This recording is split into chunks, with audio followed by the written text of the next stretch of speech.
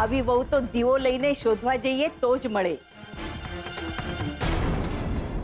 જ્યારે આ તો પોતે જ દીવો છે. અજવાળો પાથરે એવી છે છોકરી. અભી એટલે જ તો અમે જીગરને કહીએ છીએ કે લગ્ન પછી એ લંડન નહીં જાય,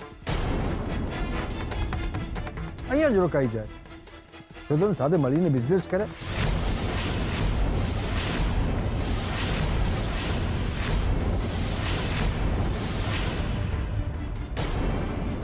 બધા સુખીથી મળીને રહો અહીંયા. તારિકા, તું બહુ જ થાકી ગઈ હઈશ ને, તો જરા હવે ફ્રેશ થઈ જાય તો. હા બેટા, હવે તને સારા દિવસો જઈ રહ્યા છે, તો આ બિઝનેસ અને બહાર ફરવાનું ઓછું કરો. ભલે મમ્મી, હું ફ્રેશ થઈને આવું છું.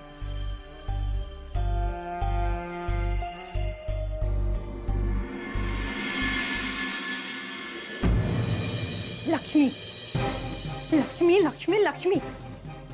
ઘરમાં પગ મૂકતાની સાથે જ લક્ષ્મી ચાલીસા શરૂ થઈ જાય છે. લક્ષ્મી આમ, લક્ષ્મી તેમ, જાણે આખી દુનિયા લક્ષ્મીના ઈશારે ચાલી રહી હોય. પોતે બીજાના ઘરે ઘરકામ કરે છે એ છોકરી શુકન્યાળ. ઘરવાળો છે પણ ઘર મંડાય એવું નથી, તો એ શુકન્યાળ. લક્ષ્મી આટલી જ શુકન્યાળ હોય તો પછી બીજાના ઘરે ઠેબા શું કામ ખાતી હોત? રણજી, લક્ષ્મી અને શોધનના છૂટાછેડા થઈ ગયા? હા. શું? શોધને લક્ષ્મીને છૂટાછેડા આપી દીધા? અરે હા, આપવાનો જ હતો. લક્ષ્મી સાથે છેડો ફાડ્યા વિના શ્રુતિ સાથે છેડાછેડી કેવી રીતે બાંધત? અને આમ પણ શોધને તો મનમાં એમ છે કે શોધને તો મનમાં એમ જ છે કે જીગર અને લક્ષ્મી વચ્ચે પતિ પત્નીના સંબંધ છે. પણ જીગર અને લક્ષ્મી વચ્ચે આવા કોઈ જ સંબંધ નથી. પણ એકવાર મનમાં શંકાનું ઝેર ઘૂસી ગયા પછી ભલભલા માણસની મતિ ભ્રષ્ટ થઈ જતી હોય છે. અને શોધનને અત્યારે લક્ષ્મી માટે માત્ર ને માત્ર નફરત જ છે. રણજીત, તો એ નફરતને વધારો, બળતામાં ઘી હોમો. લક્ષ્મી નામનું ભૂત આખા ઘરના માથે ભમી રહ્યું છે. એને આપણે ભગાડવાનું છે. હા, પણ એ બધું તો ઠીક છે, પણ ઘરમાં બધાને એમ છે કે તું પ્રેગ્નન્ટ છે એનું શું? અને આપણે આ ઘરમાં રહેવા માટે જુઠ્ઠું બોલ્યા હતા કે તું માં બનવાની છે. અને હમણાં થોડાક જ મહિનામાં કયા વિના બધાને જ ખબર પડી જશે કે તું માં બનવાની જ નથી.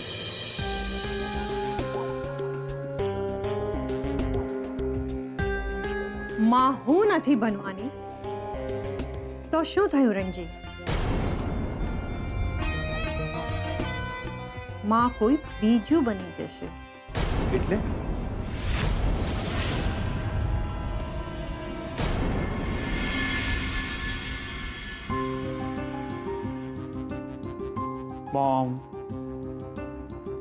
मॉम तो नहीं करने आओ प्लीज, મને નથી ગમતું. દીકરા, આનાથી તને સારું થઈ જશે. ગરમાવો આવશે. બેઠા બેઠા પગ અકળાઈ ગયા છે તારા. હા મોમ, પણ તું આ મારા પગને અડે, મને નથી ગમતું. ગોદમાં લઈને ફરી છું તને. શું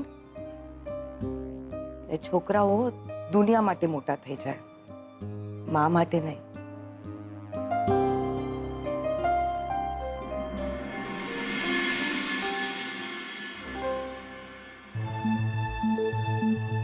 શોધન, એક વાત કહું? હા બોલ ને મોમ. તને ખબર છે ને તું લક્ષ્મી તકી સલામત છે, તો પણ તેને ઘર છોડીને ચાલ્યા જવાનું કહ્યું હતું. મોમ, લક્ષ્મી તને ઘરે લઈને આવીને ત્યારે એની પાસે એનો થેલો હતો. એ દીકરા, અમુક વાતો સાંભળવાની નહીં, સમજવાની હોય. હું તરત જ સમજી ગઈ કે એ ઘર છોડીને ચાલી ગઈ હતી.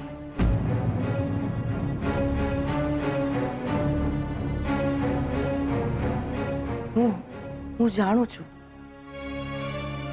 કે તમારા બંનેના લગ્ન થયા હતા. સંજોગો એવા આવ્યા કે તમારે હૈયે પથ્થર મૂકીને છૂટા છેડા લેવા પડ્યા.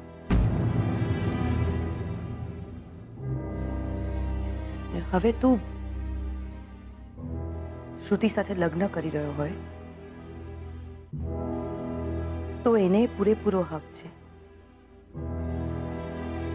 કે એ જીગરને પરણે એનો સંસાર વસાવે. હું શું કરું મોમ? હું શું કરું? આ બધી જ વાત હું સમજુ છું, પણ જેમ સમય જતા અમુક ગામમાં રોજ નથી આવતી અને એ ઘા વકરી જતા હોય છે, બસ એમ જ આવા સંબંધો પીડા સિવાય બીજું કઈ નથી આપતા મોમ.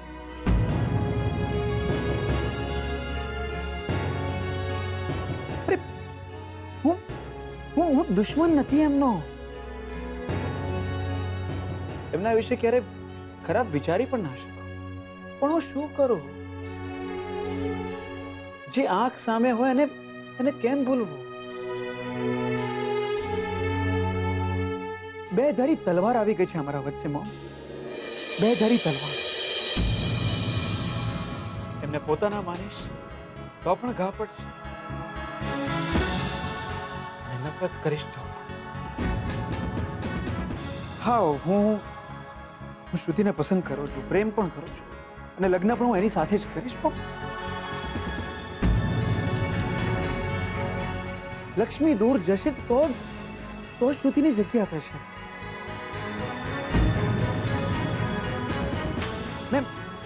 મેં ગુસ્સો પણ કર્યો, નફરત પણ થઈ આવી. એમને ઘરેથી ચાલ્યા જવાનું પણ કહ્યું.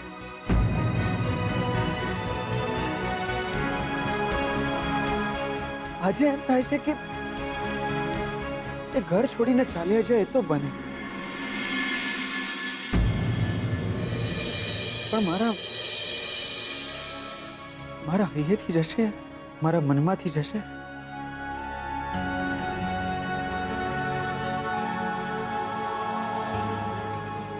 મોમ મને નથી સમજાઈ રહ્યો. કઈ આ સંબંધ ખરેખરમાં મને નથી સમજાઈ રહ્યો.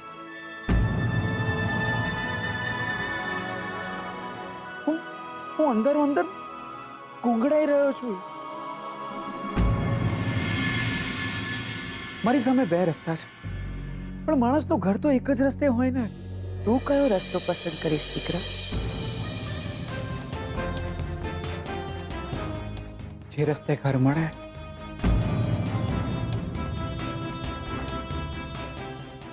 લક્ષ્મીને ભૂલી શકીશ તું?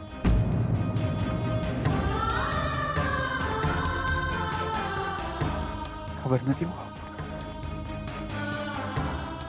ખબર નથી મને.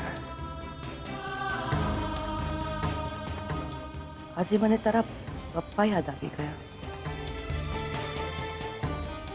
એમની જિંદગીમાં પણ આવું જ થયું હતું.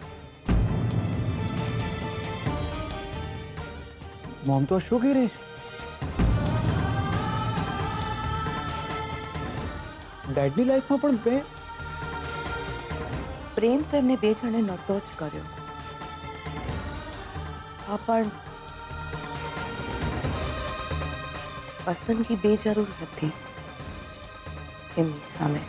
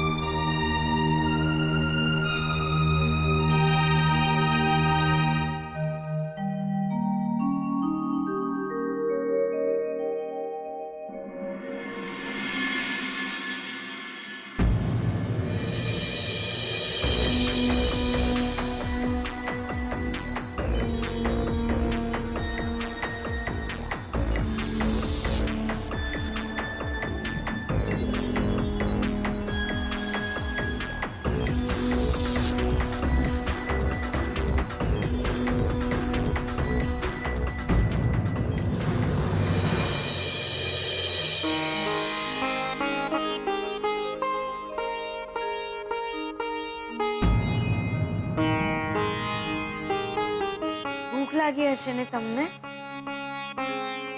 થોડું જમી લો. લક્ષ્મી, લક્ષ્મી નામ છે મારું. તમે કોણ છો?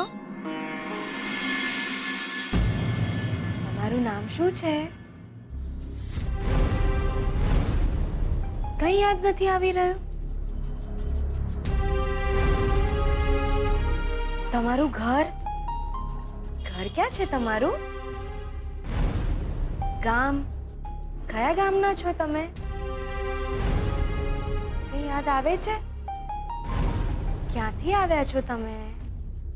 તમારા દીકરી, તમારા પત્ની ક્યાં છે એ બધા?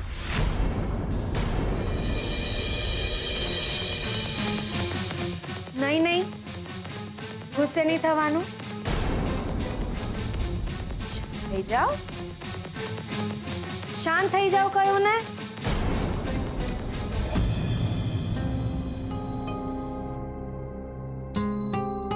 શું છે નામ તમારું? કયા નામે બોલાવું હું તમને? કઈ બોલશો તમે? એ હું તમને કાકા કાકા કહીને બોલાવું? કાકા નહીં ગમ્યું? કઈ વાંધો નહીં. તો પછી દાદા દાદા કહીને બોલાવું? દાદા પણ નથી ગમ્યું લાગતું. કાકા પણ નહીં, દાદા પણ નહીં. તો હું તમને શું કહીને બોલાવું? કંઈક તો બોલો ને તમે. મારા બાપુ જો જીવતા હોત ને તો એ તમારી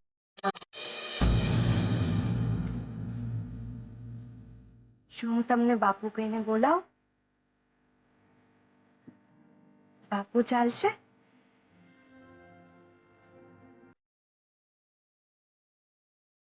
બાપુ?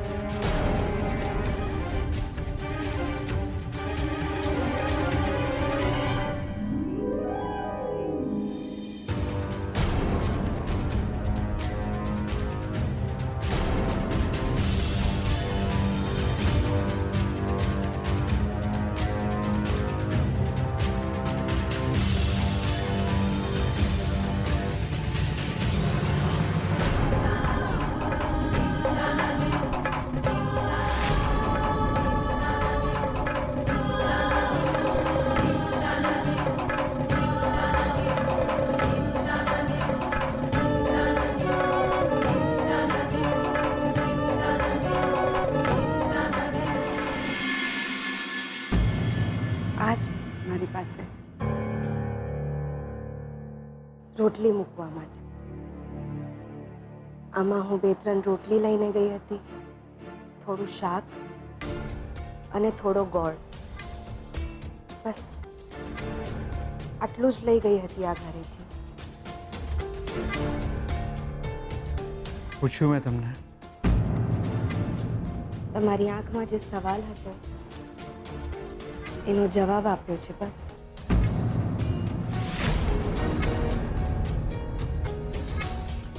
ઠીક છે, તો જતા જતા એ પણ કહેતા જાઓ કે મહેરબાની કોના ઉપર કરી આવ્યા. અને એવું તો કોણ છે જેના જમવાની તમને ચિંતા થઈ રહી છે? એક ઘરડો માણસ છે, ગાંડા જેવી સ્થિતિમાં છે. સંજોગો એની આવી હાલત કરી છે અને એ જ જેણે મારી આ હાલત કરી છે, ખરું ને?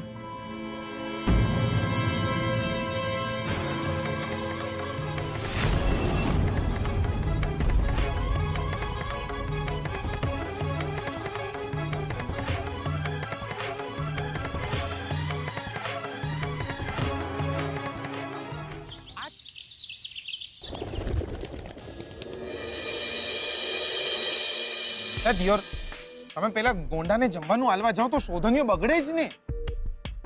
તમારે ગોંડાને જમવાનું આલવા જવાની જરૂર શું હતી? ના ભોડું ફોડી નાખશે. ના તમે તમારું માથું જુઓ, છાશની બોઘેણી જેટલું આવડું કમથું સરસ મજાનું માથું છે દિયોર. ફટાક દઈને અવાજ આવશે ને ફૂટી જશે. જો બકા, આપણે એ માણસ જોડે કંઈ લેવા દેવા નહીં, સમજ્યા તમે? આજ પછી એ માણસ તમને ક્યાંય બી દેખાય ને તો તમારે શું કરવાનું ખબર છે દિયો? બે હાથની મુઠ્ઠીઓ વાળવાની,